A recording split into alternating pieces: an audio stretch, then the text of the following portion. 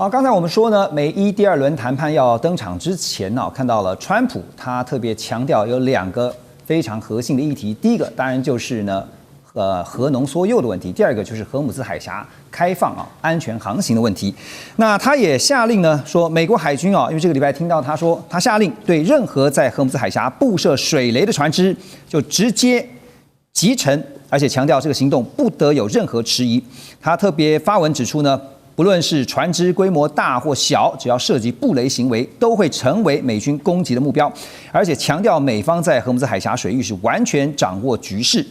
根据 CNN 的报道呢，美军的选项特别着重伊朗在荷姆兹海峡、阿拉伯湾，还有这个阿拉伯湾南部跟阿曼湾周边能力的动态打击，针对像是刚刚提到了小型快速攻击艇或者布雷舰，或是其他不对称资产的潜在攻击。因为这些潜在资产呢，曾经让德黑兰当局呢有效的关闭关键水套，当作对抗美国的筹码。但是现在说要一一的来击沉这些布雷的，不管是大舰小舰小艇老师，我想请教一下会不会说得容易，但做到非常困难？就军事科技上面来讲就是从直管通勤来看侦测。美军要找到这些船不难，即使是小船，要看得到那也打得到，美军是可以做的。换一句话说，就美军的指挥管制还有技术上面来讲，我觉得不是问题。可是另外一种说法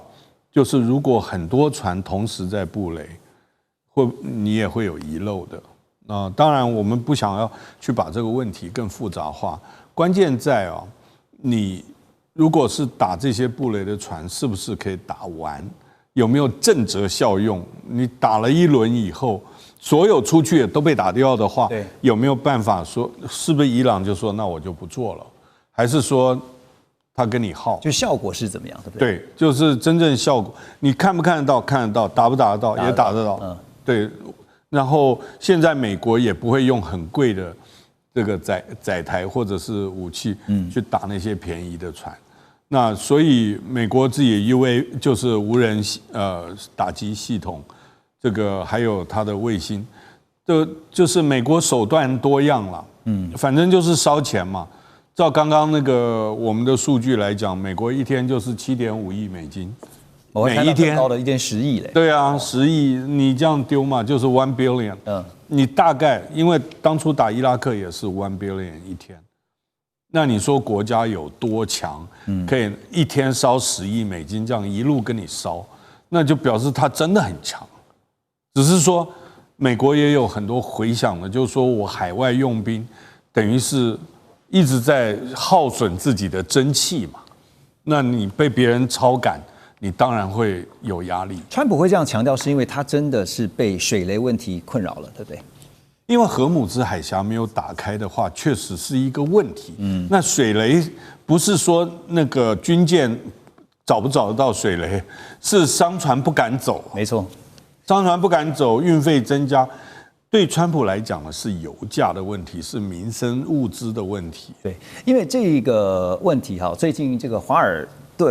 盛顿邮报就独家披露说呢，根据美国战争部国防部他们的评估啦，彻底清除伊朗在关键航道，就是荷姆兹海峡这边布设的水雷你知道时间多久吗？大概需要6个月。扫雷的工作呢，还得等到伊朗战争完全结束之后才能展开。那什么意思呢？就是意味着中东冲突的经济影响可能会持续到今年底，或者是更久。所以也看到了这个油价就受到了波动呢。美国国内油价恐怕真的很难在11月初，其中选举投票前回降到战前的水准。最近看到这2天的布兰特原油期货价格大概在105到106之间而且根据这个美国汽车协会22号所公布美国汽油平均价格大概是每加仑4.02美元。在开战前2月份则是2.98美元涨了快2倍了那另一方面呢，伊朗半官方媒体呢，就是塔斯尼姆通讯社率先报道，伊朗国会的副议长他表示，从荷姆兹海峡收取的第一笔过路费，现在已经正式的存入了伊朗央行的账户。言下之意呢，这样看来就是说，只要伊朗没有完全失去控制荷姆兹海峡的这个权利啊，继续收过路费的话，把美国持续拖在荷姆兹海峡这个议题变成一个无限轮回当中，那就很可能就会造成川普像刚刚提到那个蚊子舰队一样，就是一天到晚就是让你就是不得安宁、不得其扰。我简单的说，如果伊朗继续坚持我们要收这个过路费，那美国就会继续打仗，真的就这么简单。这是川普不能接受的一个情况，所以要看伊朗怎么决定了。那当然，川普是非常非常担心油价或民生物品的价格上升的情况，一定会影响到选情，所以他真的是很担心这个问题。但是如果伊朗没有在核武、远程导弹、霍尔木兹海峡等等这3个关键问题没有让步的话，那也会继续打仗。我认为川普已经决定了，他是把这个解决伊朗问题比选情还优先了。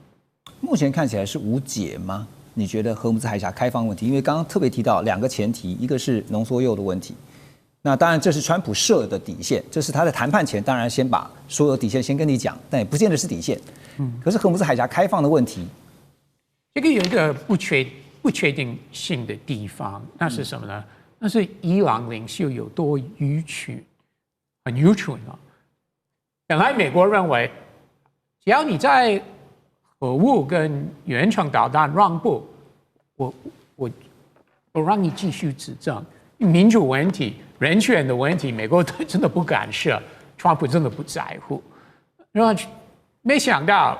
伊朗领导者会继续做很愚蠢的动作，比如说攻打周边国家，那就让周边国家当然非常生气了。那另外关闭霍尔木兹海峡，这是一个很愚蠢的决定了。所以这个真的是很难预测，他们会我说伊朗领导者会继续做很愚蠢的决定了。可是这个愚蠢的决定，现在却让川普陷在一个泥淖当中，没有办法拔出来。所以川普也是越来越坚定了。那本来我们很多人认为川普会踏够，对不对？但是好像像我刚刚说的，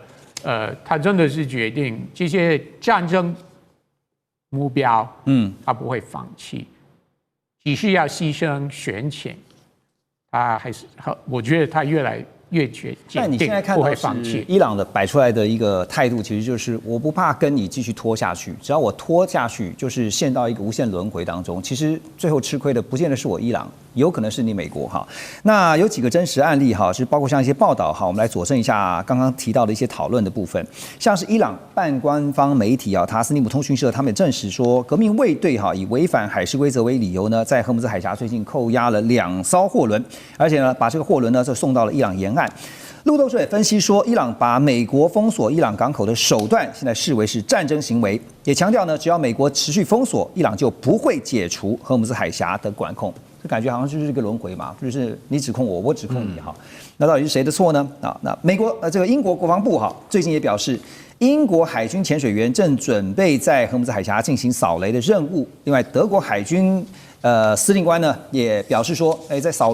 雷任务中，那我们在特定的区域发现有水雷，我们会清出一条路让商船通行。看得到各国也都想办法要着手进行清雷的工作。可是这种你扫雷我扣船的情境，算不算是一种准军事冲突？还是说只要没开火就不算？这要怎么去定义啊？其实这绝对是一个这个标准的准军事冲突，而且它是游走于这个战争边缘的一个灰色地带的一个行动。但是看伊朗和美国之前就是大打出手，我觉得以他们现在只是暂时停火的状况来看，这也是刚刚好而已。那最多再恢复原来这个停火无效，继续开打。但是我认为就英国和这个德国是否在此时此刻会派船或者人员进入荷姆兹海峡进行扫雷，我个人倒是有很多问号。毕竟目前这个地方属于战区，而且英国和德国并没有宣布说要参加这个美国这种打破荷姆斯海峡这种封锁行动，或者大剌剌说我要进行扫雷行动，而且即使进行扫雷，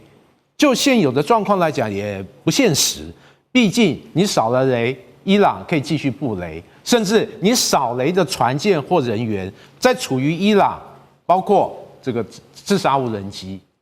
各种这个小型蚊子舰队的快艇，你也可以持续受到对方这样的骚扰。因此，此时此刻或者短时间内在战火这个没有完全停止的状况下进行扫雷，是高度风险的一个任务。对，而且就算扫了部分的航道，那目前处于战火状况，其实也没有意义，它还是容易被伊朗很容易的利用自己的火力投射，继续给予主角。而且我们大家知道哦，只要有一枚水雷可能存在，这些商船包括邮轮、货轮就不敢轻易通过，是因为毕竟对海运界来讲，这就存在高度的风险。没错，你的保费下不来，而且没有船主愿意冒这样的风险。好，我这么珍贵的资产在海上就这样，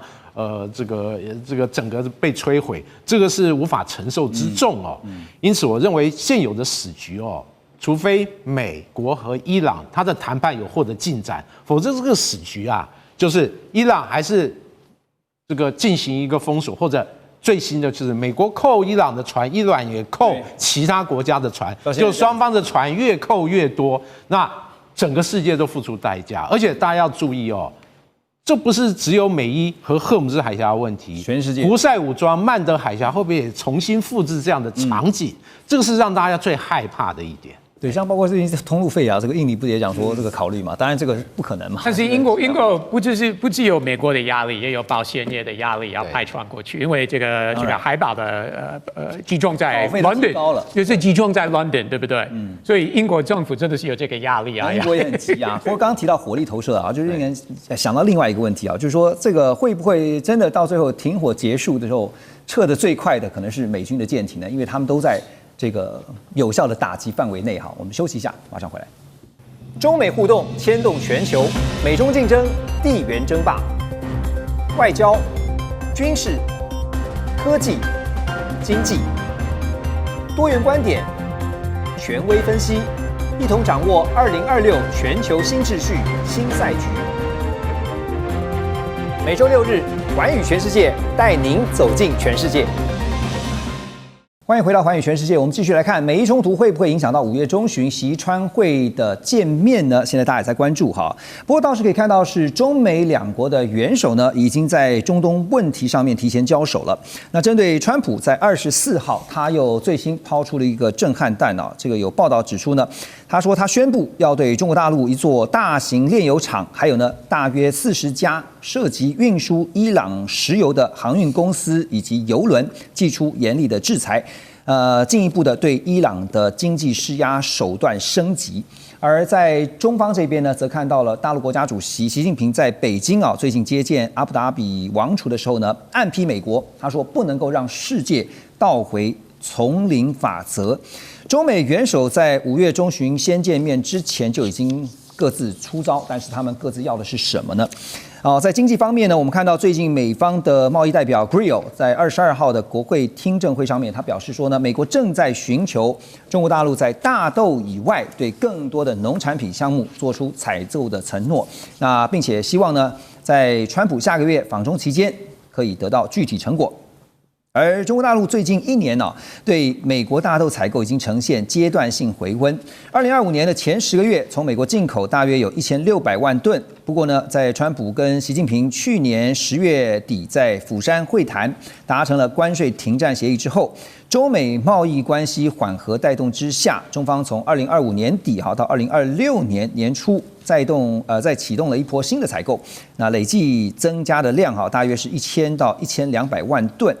目前以国际大豆行情每一吨是大约400到550美元来推估的话，这一轮中方的采购金额大概是落在50亿美元左右。不过整体来说这个中国大陆对大豆的进口现在还是以巴西跟阿根廷为主，就美国大豆的进口占比呢是维持在低档的。好 ，CNBC 最近有一个调查，就是经济调查，它显示呢，川普的施政不满意度升到了58%，他的民意支持度呢，最新的民调结果是掉到30%左右。对川普来说呢，其实钱最重要，再来就是位子最重要，另外就是面子啊。波德为了位子，可能面子可以先摆到一边，因为他常常会调整他的说法。不过 Ross， 你觉得？因为我们一直提到，你也常常也提到说，这个期中选举还早。不过现在看得出来，不管从民调也好，从目前的局势也好，一直拖下去，对期中选举共和党的选情一定不利。啊，这个也是川普一定会去 concern 会去关心的。好，重点在于说这次的习川会，5月中旬，川普到中国大陆去访问，谈的焦点，我上次记得你也说经济会是贸易绝对是重点，所以讨论大豆农产品采购，如果真是如此的话，那所以地缘政治的风险就摆在一旁，不重要了吗？地缘政治方面，我觉得川普还有团队认为我们没有什么要跟习近平实质讨论的地方。那知道会议的时候，中方一定会提到台湾这个议题。那美国应该会说，我们 policy 我们政策是没有任何改变，按照上个公报《台湾关系法》又向保证官方说法都会一定会有官方说法，而且川普不想谈太久了。我说台湾议题，川普明显不想跟淡化。OK， 我们政策没有改，我听到了，我们政策没有变，好，下一题。但是对川普来说，没有什么下一题，因为唯一的他想讨论的议题是你要买多少农产品，多少架波音科技等等。他希望，所以我常常说，除非上飞机前中方没有答应，川普在北京的时候有什么实质贸易方面的购买的宣布的话，他就不去了。对不对？所以这个对川普来说最重要的就是这些。那其他的什么地缘政治的问题，川普不会想跟习近平讨论，比如说缅甸内战、乌俄战争，因为川普认为乌俄战争是我要去解决，我要当调停人，我要获得 Nobel Peace Prize， 对不对？他不需要中国介入啊。那伊朗是一样，只要中国没有输出武器到伊朗的话，那其他方面的就是其实川普认为这个也是我自己解决，或周边的波斯湾国家来帮忙，或欧洲因为我们刚刚讨论，川普也希望北约国家可以提供一些协助啊。但是对川普来说，这个议题我不需要中国的帮忙。就简单来说，对地缘政治风险，所以他在那边的时候，只要达成经贸目的就行。经贸目的为主，不想讨论什么地缘政治议题。的确，最近这2天也看到一个，就是有一些动作哈，就是南华早报也引述了知情人士的报道，在川普在5月中旬访问中国大陆之前啊，最近这2天，川普的亲密盟友就是美国共和党的参议员戴恩斯，下个礼拜呢会率领一个跨党派的代表团到北京访问。那可以见得呢，这个川习会确实啊是箭在弦上啊。不过像 Ross 讲哈，是不到最后一天哈，你不知道它会不会有改变，但种种迹象也显示，应该是有可能如期的举行。